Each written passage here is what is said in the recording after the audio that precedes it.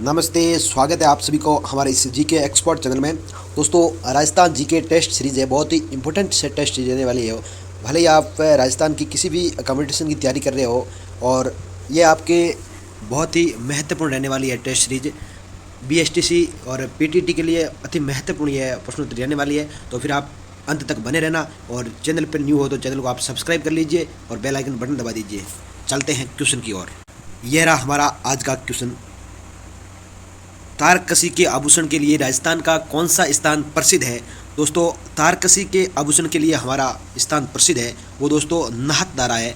नाहतदारा। तो दोस्तों, ये आंसर हमारा करेक्ट आंसर माना जाएगा, इसका ये आंसर करेक्ट होगा। अगले क्वेश्चन की बात करते हैं।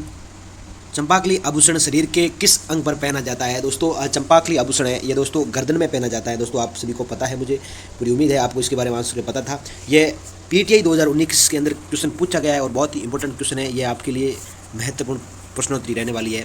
भील जनजाति के कास्बू कौन पहनता है? तो दोस्तों, कास्बू कौन पहनता है? ये महिलाएं पहनती है। भील जनजाति के ये कास्बू है, जो डी आंसर इसका सही माना जाएगा।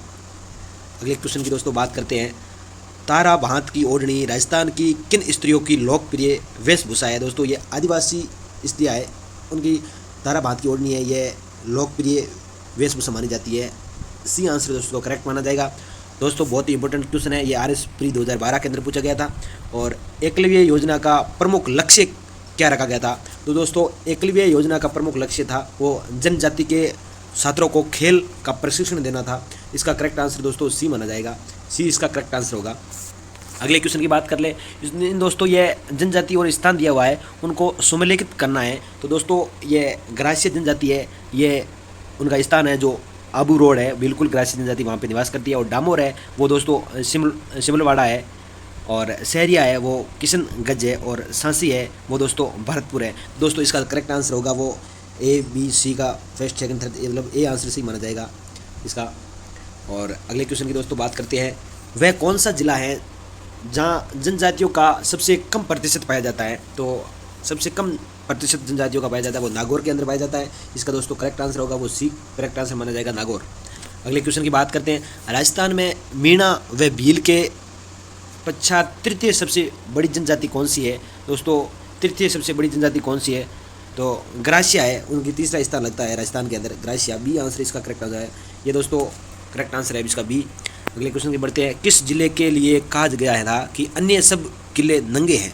कौन से किले के लिए ये कहा गया था कि अन्य सब किले हैं वो नंगे हैं, जबकि ये बख्तरबंद है? तो दोस्तों, ये रणथंभौर जिले के लिए कहा गया था। ये बख्तरबंद जिला माना जाता है और अन्य किलों को नंगा माना है। ये दोस्तों करेक्ट आंसर है इसका सी। अगले क्वेश्चन की ओर बढ़ते हैं। राजस्थान के किस गढ़ को धारागढ़ के नाम से जाना जाता है? दोस्तों, धारागढ़ के नाम से चोमुहागढ़ को कहा जाता है। इसका करेक्ट आंसर दोस्तों डी माना जाएगा, चोमुहागढ़। डी आंसर इसका करेक्ट माना जाएगा। दोस्तों, चैनल पर न्यू हो तो चैनल को आप सब्सक्राइब कर लीजिए और पहले के महत्वपूर्ण क्वेश्चन डाले हुए हैं वो क्वेश्चन आप देख सकते हो, और बेल आइकन बटन दबा दीजिए। जो आने वाली प्रश्नोत्तरी की हमारी टेस्ट सीरीज आएगी वो आप देख सको जल्दी से जल्दी। और पीटीआई और पीटीटी और बीएसटीसी के लिए अति महत्वपूर्ण प्रश्नोत्तरी रहने वाली है। तो आप बने रहना अंत तक, और चैनल को आप सब्सक्राइब नहीं किया तो चैनल को आप सब्सक्राइब कर लीजिए और वीडियो को अंत तक बने रहना। ये आपके क्वेश्चन बिल्कुल आपके हुब टू हुब मिलेंगे आपको ये। और तीरिया तेल हमीर हट चड्डे ने दूजी बार ये दुर्ग के शासन के संबंधित है। दोस्तों, तीरिया तेल हमीर हट चड्डे ने दूजी बार ये किस दुर्ग के शासन के संबंधित है? दोस्तों, ये रणथंभौर दुर्ग से संबंधित है। इसका करेक्ट आंसर दोस्तों ए माना जाएगा। अगले क्वेश्चन की बात करते हैं। तो दोस्तों, यह राजस्थान के किस किले को जल दुर्ग की श्रेणी में रखा जा सकता है? तो जल दुर्ग की श्रेणी के अंदर दोस्तों गांगरोन किला को रखा जा सकता है। सी आंसर दोस्तों इसका करेक्ट माना जाएगा। अगले क्वेश्चन की दोस्तों अपन बात करते हैं। तो वह किला जिसकी आज़ादी व अस्थिमत्ता की रक्षा के लिए वहाँ के ठाकुरों ने गोला बारूद खत्म होने पर दुश्मनों पर चांदी की गोले दागे थे। तो दोस्तों, वह कौन सा किला था जिसकी आज़ादी वह? तो दोस्तों, चूरू का किला था, चूरू के अंदर था। इसका करेक्ट आंसर दोस्तों ए माना जाएगा। ये थर्ड ग्रेड के अंदर 2006 के अंदर पूछा गया था और आपके बीएसटीसी के अंदर 2023 के अंदर यह सवाल पूछा जाएगा, तो आप इसको रट लेना। जय महल जयपुर के बारे में निम्नलिखित बयानों पर विचार करें और नीचे दिए गए कोड पर प्रश्नों का उत्तर दीजिए। हवा महल एक 8 मंजिली संरचना है। हवा महल महाराजा सवाई प्रताप सिंह द्वारा बनाया गया था। तो बिल्कुल यह सवाई प्रताप सिंह द्वारा बनाया गया था। और 1799 ईस्वी के अंदर। और ये हवा महल आज मंजिली संरचना बिल्कुल ये नहीं थी, ये 5 मंजिली संरचना थी। और हवा महल में 953 झरोखे या जटिल डिजाइनरों से सजाई गई थी, बिल्कुल सही है। और इसकी हवा महल के बारे में ऊपर दिए गए बयानों में से कोई सही नहीं है। तो दोस्तों इसका सेकंड और थर्ड सही है, मतलब सेकंड और थर्ड इसका करेक्ट आंसर दोस्तों डी माना जाएगा। अगले क्वेश्चन की ओर बढ़ते हैं। सुमेलित कीजिए। फतेह प्रकाश पैलेस है, ये दोस्तों चित्तौड़गढ़ के अंदर है।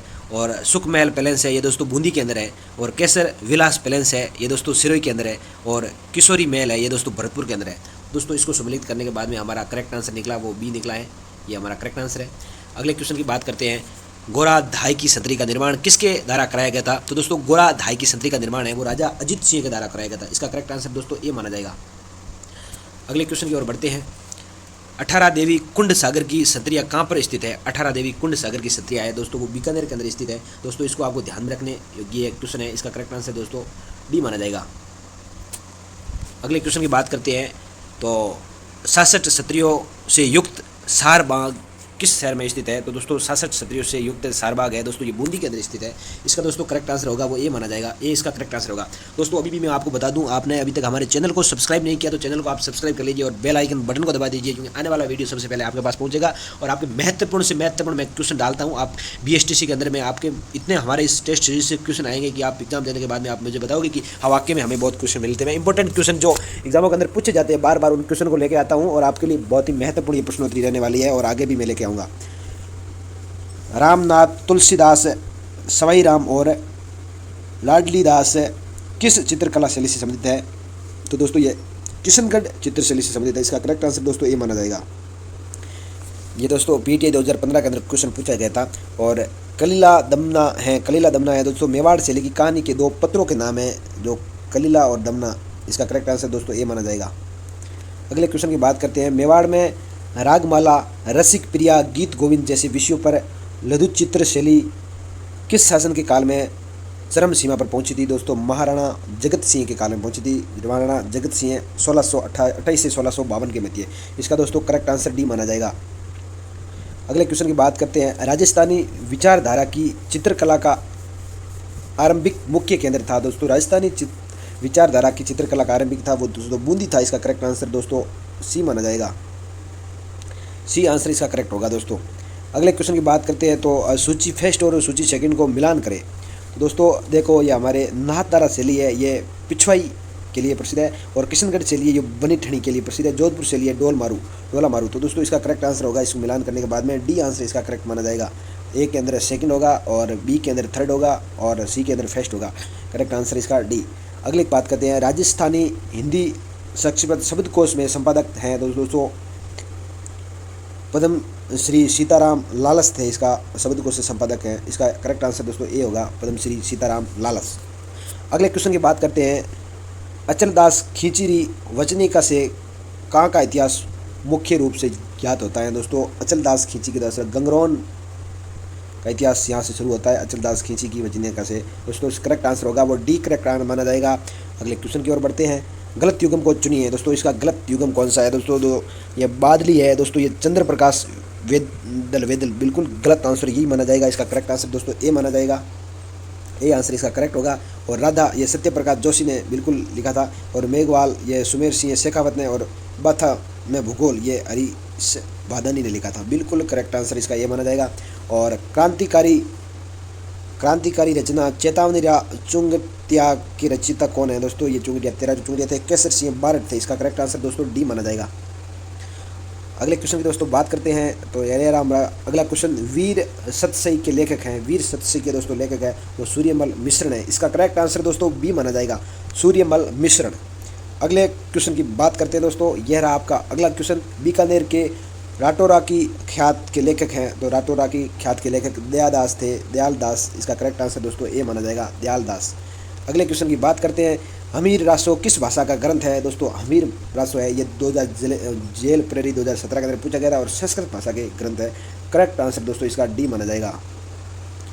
अगले क्वेश्चन की बात करते हैं। निम्न में से किस राजपूत शासक द्वारा नेह तरंग रचित है, तो निहित तरंग रचित है दोस्तों राव बुद्ध सिंह द्वारा। करेक्ट आंसर दोस्तों डी माना जाएगा। दोस्तों इंपॉर्टेंट क्वेश्चन है और बहुत ही कम समय ले रहा हूँ मैं हल करके, पहले से बता रहा हूँ, बस सिर्फ आपको दिखाने में कोई ज़्यादा टाइम नहीं लगता है और बहुत ही इंपॉर्टेंट क्वेश्चन है, आप इन क्वेश्चनों को मिस मत कर देना। निम्नलिखित में से कौन सा पद राजस्थान के राज्यपाल द्वारा सुशोभित नहीं होता है? तो राज्यपाल द्वारा सुशोभित नहीं होता। राजस्थान राज्य के संवैधानिक प्रमुख, बिल्कुल नहीं। अरे बिल्कुल ये तो है, राजस्थान राज्य के, ये कौन सा नहीं होता है इसका, ये पूछा है। राजस्थान राज्य के संवैधानिक प्रमुख, ये इसका करेक्ट आंसर, ये बिल्कुल सही है।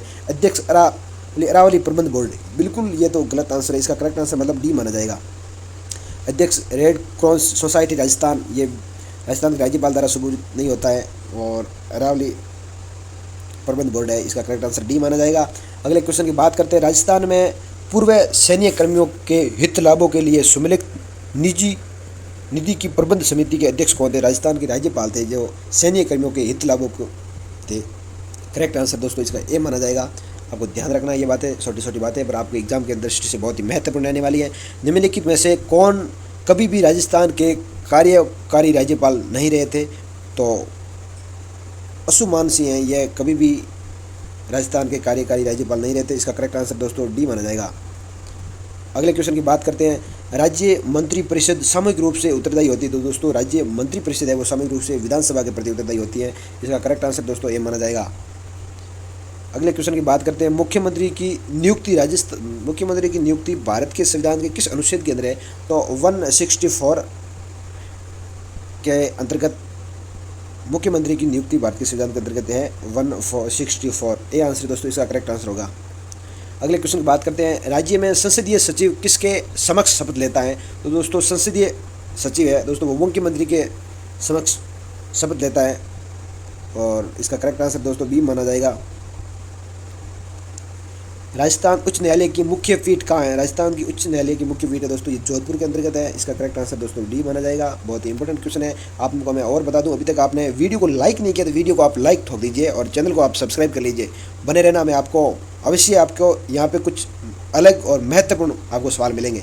राजस्थान उच्च न्यायालय वाला हो गया है। देखो विधानसभा चुनाव में अस्पष्ट बहुमत के कारण राजस्थान में राष्ट्रपति शासन कब लागू हुआ था? दोस्तों ये अस्पष्ट, हमारे विधानसभा चुनाव में अस्पष्ट बहुमत मिला था, इस टाइम 1967 के अंतर्गत यह राष्ट्रपति शासन लागू हो गया था 1967 के अंदर, इसका करेक्ट आंसर दोस्तों सी माना जाएगा। अगले क्वेश्चन की दोस्तों बात करते हैं। कृष्णा पूनिया किस खेल से संबंधित है? दोस्तों कृष्णा पूनिया किस खेल से संबंधित है? डिस्कस थ्रो से संबंधित है दोस्तों, करेक्ट आंसर दोस्तों ए माना जाएगा। बहुत ही इंपॉर्टेंट क्वेश्चन लेके आया हूँ दोस्तों आपके लिए। राजस्थान की गौरवी सिंधवी का संबंध एथलेटिक्स की किस स्पर्धा से है? दोस्तों निशानेबाजी से है, इसका करेक्ट आंसर दोस्तों सी माना जाएगा।